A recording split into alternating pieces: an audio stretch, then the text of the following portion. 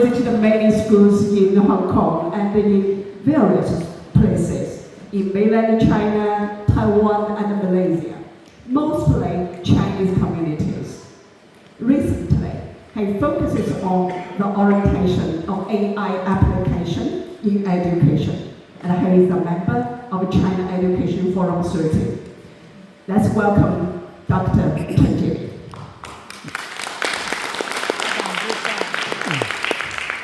เหมือนอาจารย์นี่เราวิชัยวงใหญ่เลยอาจารย์นะเหมือนกับวิชัยวงใหญ่เลยนะ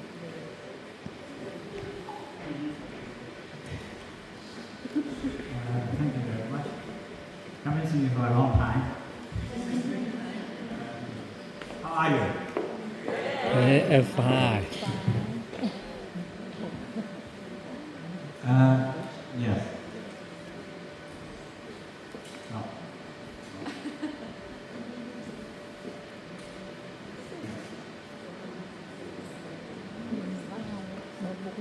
Yes.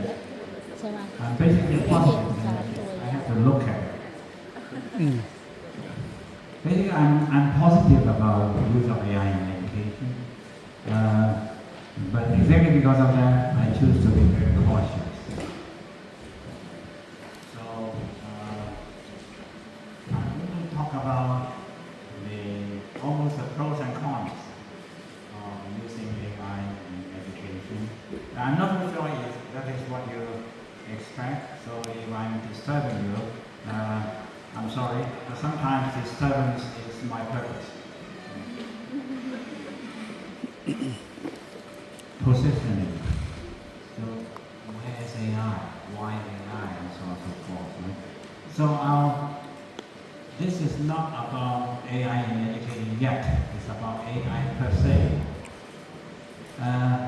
There are two basic orientations in the world now. If we take the first one is towards AGI.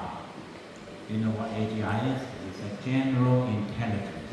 It means it's intelligence which is world model. You can do anything, right? And the saying is that in 3 to 5 years, AI will surpass humankind. This is a rather conservative saying. The other saying is in 1 year's time, you'll see AI overtaking us. Right? If you look at the AI developers, particularly in the US, this is a general theme.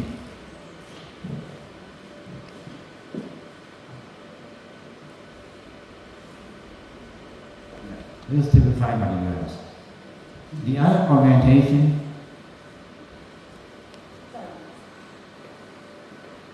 is application in all walks of life. And this is typified by China. Now these two orientations are not my creation. It is expressed by a person called Eric Schmidt, who was the former CEO of Google. He was making several interviews saying that there are two orientations, they're on two different runways. Challenge one is AI to replace humans. I think this is on the agenda. You cannot evade it. You say, no, this is not a problem.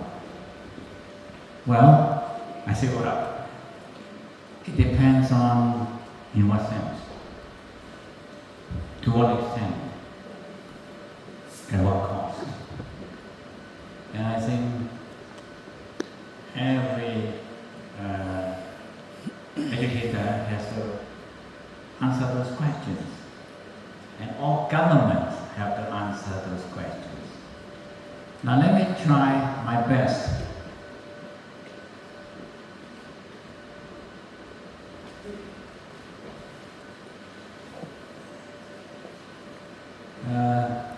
Machines overtake humans? Could it? It's a matter of technology. Is it possible? Right? If you go to the AI developers, they say, yes, sooner or later, you just don't ไปแค่ know. นี้เองบอกแล้ว Right? แต่อา But จารย์เขาพูดไง the other question, but this is a question. I don't think there's answer yet. ไม่เข้าใจว่า And then next question is I see. should it? It's a matter of I philosophy. see. อาจารย์เขาพูดเนี่ยแต่เราไม่พูด Who gives people the right to overtake human beings? It's a matter of philosophy. จริงคือ philosophy Challenge 2 is machine learning simulation of human learning. Thus, is the way that machine learns is the same as human learning, right? Is human learning equal to data plus algorithm? Because AI is fundamentally data and algorithm. Great data, big data plus algorithm. But let me quote Noam Chomsky. Have you heard about his name? Yeah, he's a linguist, but he's basically a philosopher. Right? It's high level, very top level linguist. อยากทำ Just 3 months after ChatGPT came into being, he wrote with his colleague an article in New York Times.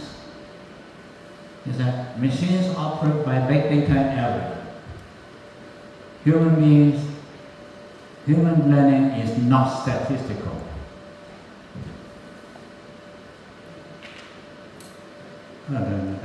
All the fonts have changed. Children learn with very few data and yet deduce deep abstract and hierarchical grammatical rules. This is quite common. นี่มันเป็น All มันจะดีกว่า children learn very quickly without data, without big data, without algorithm, right? And then the same, this is norm. Machines learn by correlation and imitation. Humans learn by reasoning and understanding. Machines don't have to understand.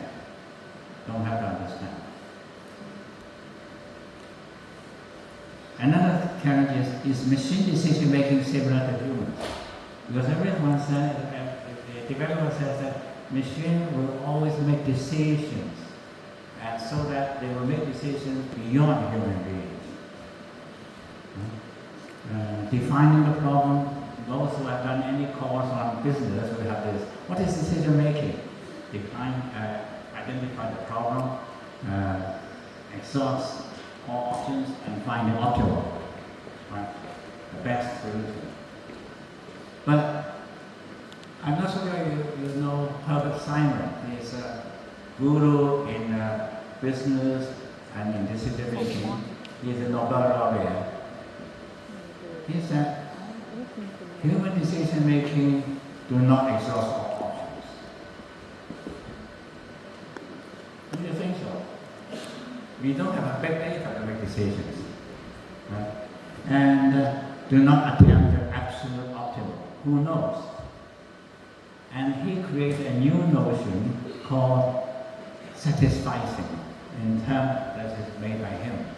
And even AI are now learning from satisficing. That's it, you don't have to exhaust all the options. You find the ones that are satisfying, and you come to your conclusions. Right? It's not by big data and algorithm. This is my point. Machines learn by analyzing and synthesizing human experience. This is also what Noam Chomsky said. However, humans learn by holistic observations, intuition and creation. I'm sorry for this spell. Intuition becomes very essential. And I look up the literature. There's actually a new literature on intuition. We thought that intuition is non-scientific, right? It's just your gut feeling, right? But there is a totally new literature saying that intuition is based on your experience. You develop some kind of rules and regulations and patterns, and when you find something which is similar to your understanding, it becomes your intuition.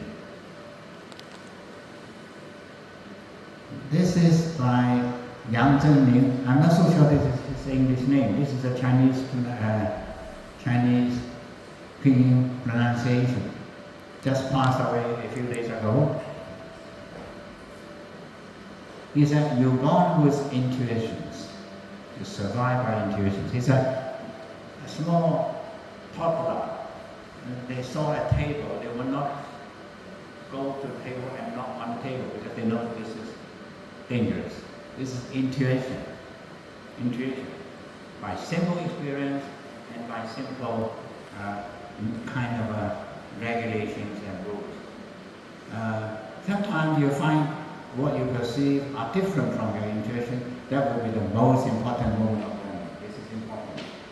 Everybody has intuition.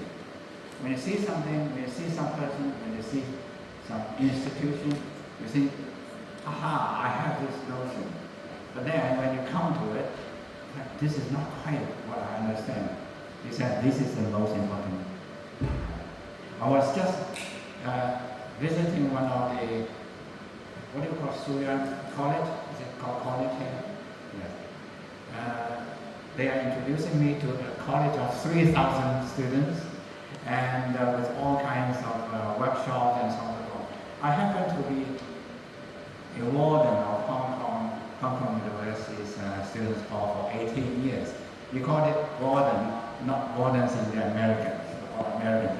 Wardens are for prisoners in the world. But we are following the kind of British tradition. And I'm comparing. This is quite different.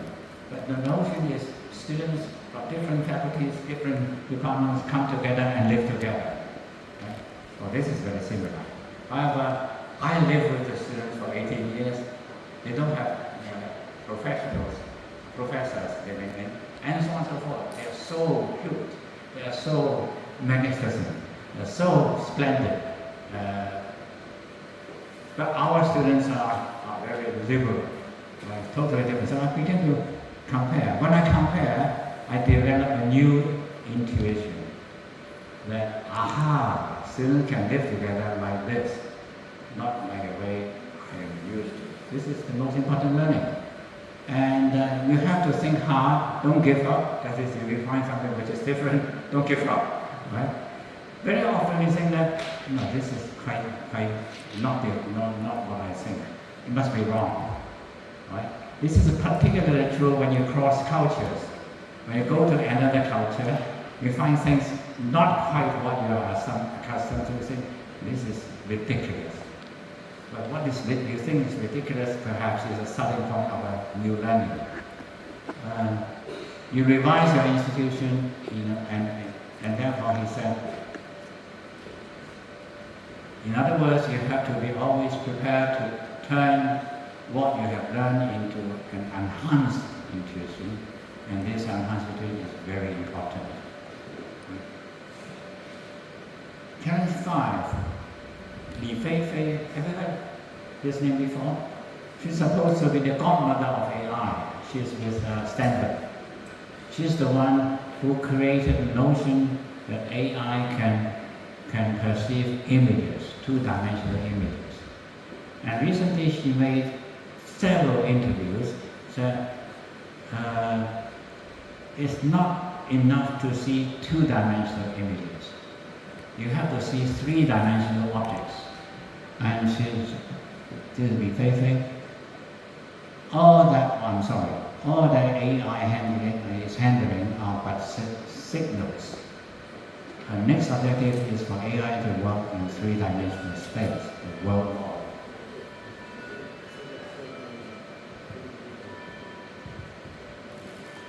Okay, and I agree and disagree. I agree that AI space being handling symbols, handling signals.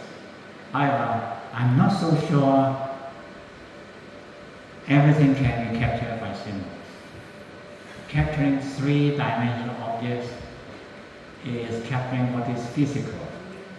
But there are lots of things, for example, our senses.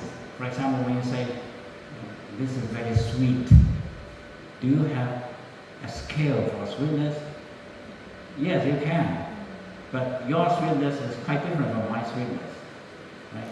When I eat something, I say, this is quite good. My wife will say, too sweet. Right? When you go to Europe, the desserts are too sweet for me. But when they come to China, to Hong Kong, they say, this is not this is not a dessert at all, not sweet enough. So, feelings, for example, pains, right? The doctor will say, do you feel painful? Yes. Very painful? No, quite painful. So you're quite painful, maybe mine very painful. So it's not easy to capture it into a scale and therefore become data. Okay, you may say, why are you doing all this? This has nothing to do with... No, but internet summary is AI to the humans, the expression, the AI learning by humans. Can AI imitate human intuition? I'm sorry, another wrong spelling. Can human life be fully captured by symbols? This is not educating yet. What have all this to do with us as educators? Personally, I would think this is essential. It's an essential part of AI literacy. We talk about coding, prompting, ethics, telling the truth from the false. Yeah, they are important. But fundamentally, you have to know what AI is. Coding, prompting. And we should not hide this from the students. We should not let students believe that AI is wrong. We should not let students believe that AI is authority. Is the ultimate. Right? So teachers should have a clear mind. This is what I think educators should at least have in mind. What you face, the world is bigger, much bigger. What people believe are much wider than we believe. Sometimes you can't resist, but you have to have a clear mind. Right? Now, I'm not saying that you should take what I say as absolutely true. I'm just asking questions, and you should be able to create your own understanding. Right? In general, not education, just you know all this. Extension of human senses. For example, to the remote distance. This is a kind of typhoon diagram. And to the minute details. For example, micro operations. Right? Without AI, you can't do this. Enhanced efficiency, surpassing human brain in terms of memory. For example, this is for, and also speed. This is the speed. You can't use human thoughts and human brains to do this. And also this is the diagnosis using AI, which is much quicker than human brains. Precision, of course. For example, language translation. For example, driverless cars, like this. You know, China is experimenting this in many cities. They call it robot taxi. Robot taxi. And it costs a lot of money. Robot taxi.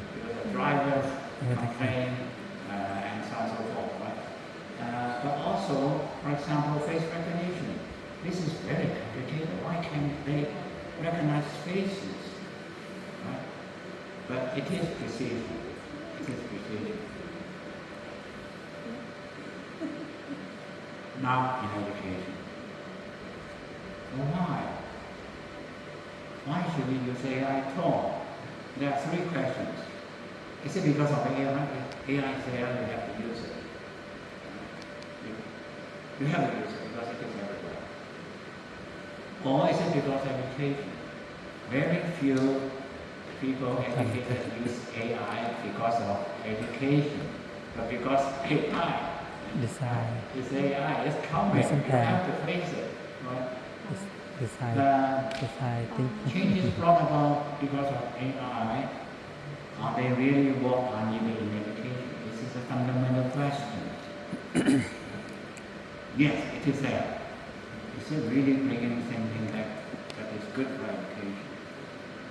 And third one, what changes should educators look for? This is fundamental. If we don't know, if we educators don't know what to look for, how can we expect AI to help or damage us?